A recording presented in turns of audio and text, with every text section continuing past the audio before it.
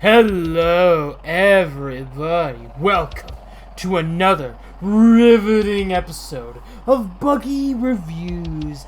Today's episode. It's been a long time coming, my friends.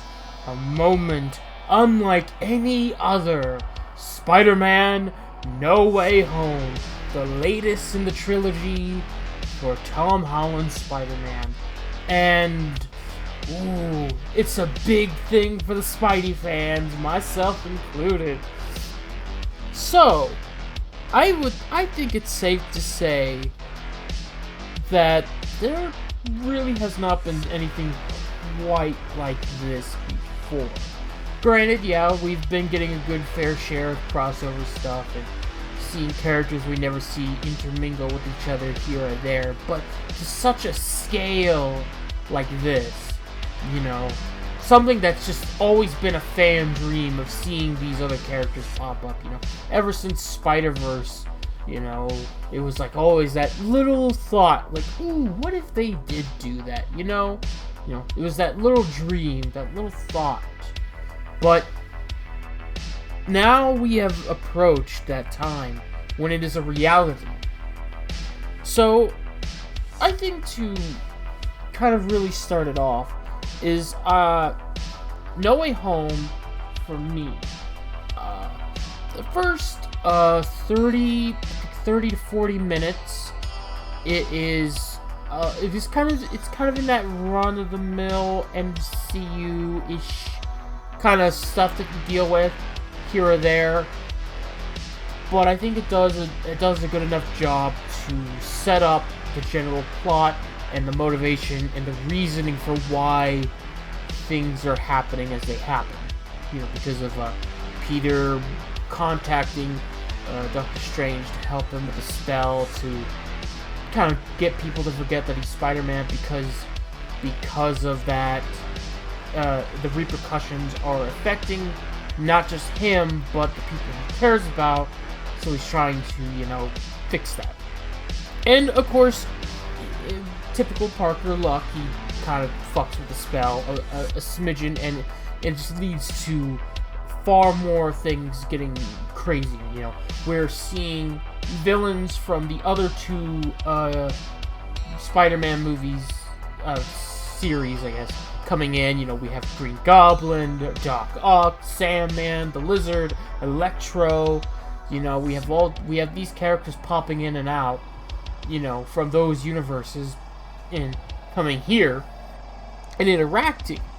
And there was a lot of fear, it's like, oh god, are they gonna screw them up? And to their credit, Sony and Marvel, I think mostly Sony, has kind of kept them pretty consistent with themselves. I think, obviously, Electro has a slightly different personality change. They've tweaked him out a lot. I would say in terms of changes, he's the one that's got the most drastic change. Not just in the, visual look, because they got rid of the Blue Man look. Now he's, now he sports a more familiar costume, and of course the lightning headband, which he uses when he fires electricity and whatnot. It's cool. I like that stuff. It was a good change, because he's a good actor, Jamie Foxx is, and he did good for what he has. Then you have, winning talents such as Alfred Molina and Willem Dafoe as Norman Osborn and Doc Ock, respectively, just killing the role, just not like they even left. Of course, but Willem Dafoe, ooh, that man chewed the scenery. He fucking devoured that shit. Just, ooh. And I loved it.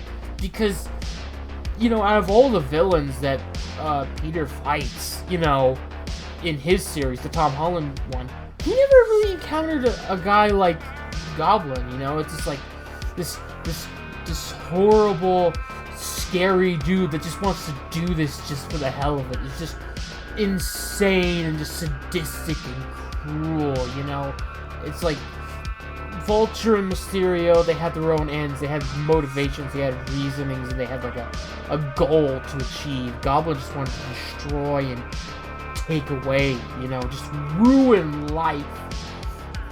You know, and he's really showcased off as just this fucking intimidating powerhouse of a villain. Just like, ooh.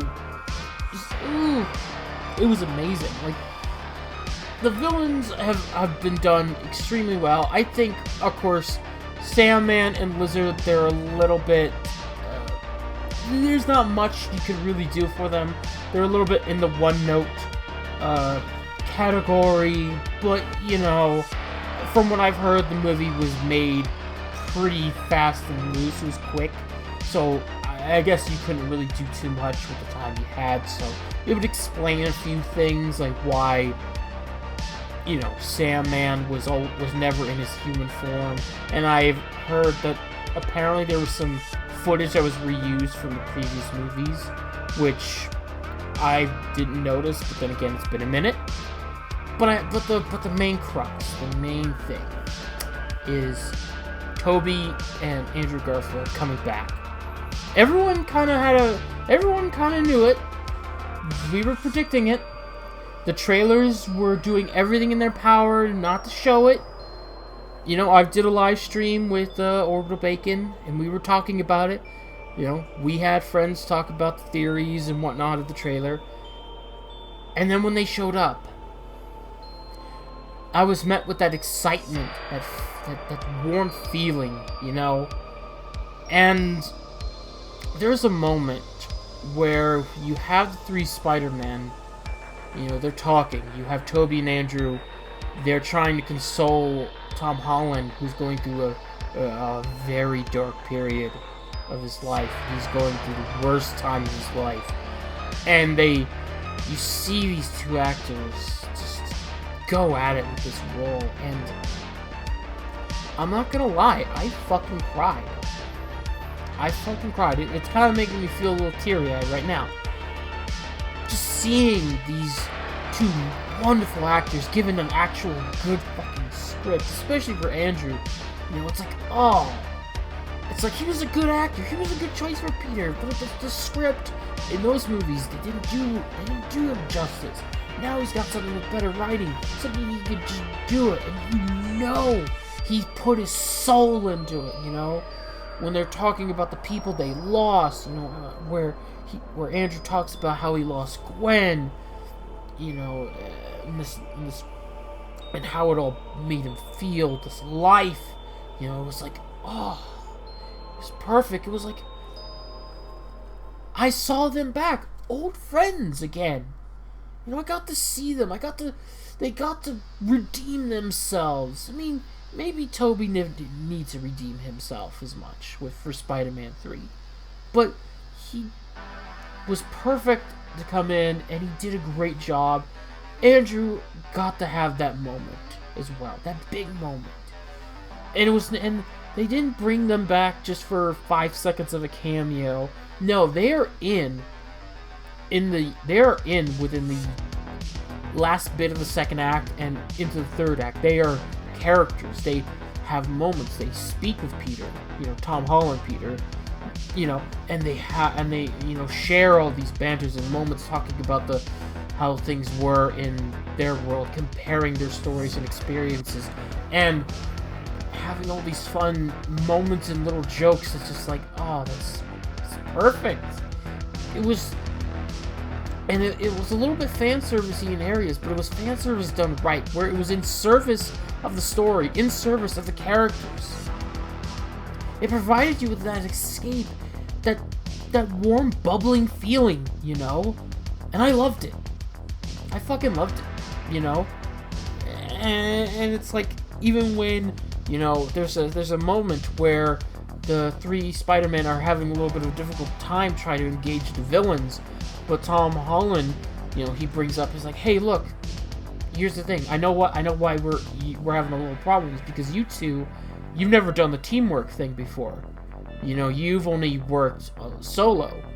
Well, I've done the team thing before. I'm familiar with it. I know how we can do this. So we just need to coordinate, work together. And it wasn't meant to be as a shot. No, it was like, hey, look, I know how we could do this. You know, we all have our own qualities. We can do this.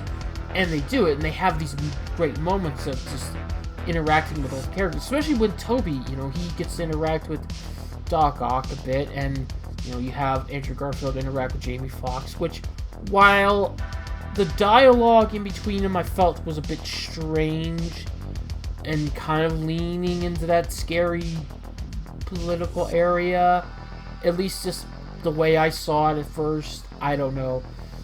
It was an odd choice of dialogue that I don't think would have really occurred. But, you know, it was nice to have moments that they have all these characters interact once more, you know.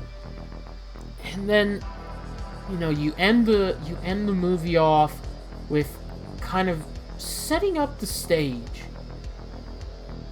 It was kind of in an area where you could say that this is the end for the Tom Holland Spider-Man, or the start, and also the start of something new. Because when things get put back together, you know, of course, there's a consequence. There's the reality of it. You know, Peter has to learn to deal with it. He has to learn to deal with the responsibility of these actions he chooses, and knowing that he has to sacrifice what he wants in order for the greater good of everybody.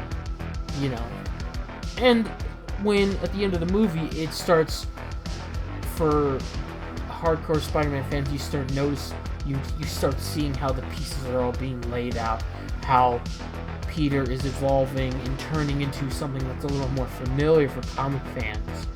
You know, he's in this position, and then he gets out and he's got a new suit that's all so glorious and nice to have back in that classic red and blue. Just bringing it out there, you know. It was perfect, man. I like the characters were done well, with respect. Was it 100% perfect? I mean, no. There were still some few MCU-ish tisms here or there, maybe an odd joke, but not as much. I think there's one bit with, you know, having one of the characters get a power that they never had before just spring up out of their ass, which was a bit odd, but it serviced the plot enough to where it was okay. I didn't worry about that. And then, you know, the end credits teases off some extra goodies and stuff to go on, you know, for Spider-Man's career. Honestly, this was a great step in the direction of Marvel and whatnot. Now, whether or not this is a sign of the tides turning, or if it's just an anomaly, an isolated event, I don't know. All I do know is that this movie was great. Is it without flaw? No. There's some bits here or there, but it was a great movie. I enjoyed it. It picked up on the right emotional beats. You know, it had fan service and little bits for the fans where it wasn't just explicit or just cold or just key jingling. It was just like, hey, here's the thing, and you like it. It serviced the story. It serviced the plot. It serviced the characters. It made you want to even see the certain, like Toby and Andrew, come back again, do their own thing. It's like, ooh, I would like to see stuff from their worlds. You know, it's like Sony owns the rights to Spider-Man. They could do that. Go ahead, Sony. Fucking do it. I'll go watch it. Make another fucking make another Toby Spider-Man. Make him another Andrew Spider-Man. Don't have Mark Webb in it, though. Fuck that guy. You know, do that. But it's just, you know, there's not much I could say without without repeating myself. You know, this movie brought that escapism back, that wonderful moment where you're just so focused in on the story and characters, and you're just like, oh, yes, this is perfect, this is just what I wanted, like, this is what we needed. I needed this, because the last few things from Marvel just hasn't quite picked up on that mark. And I'm glad to at least see that this did something. Whether it changes anything or not, we'll find out.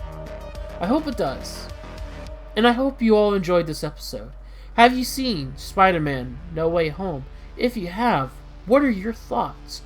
Also, if you have anything within the realm of superheroes that you would like me to review, be it games, movies, TV shows, whatnot, please leave it down in the comment section below. I'll give it some thought. I'd like to thank you all for coming along, and I'll see you all in the next episode of Buggy Reviews. Goodbye. Now you're getting into the spirit of things.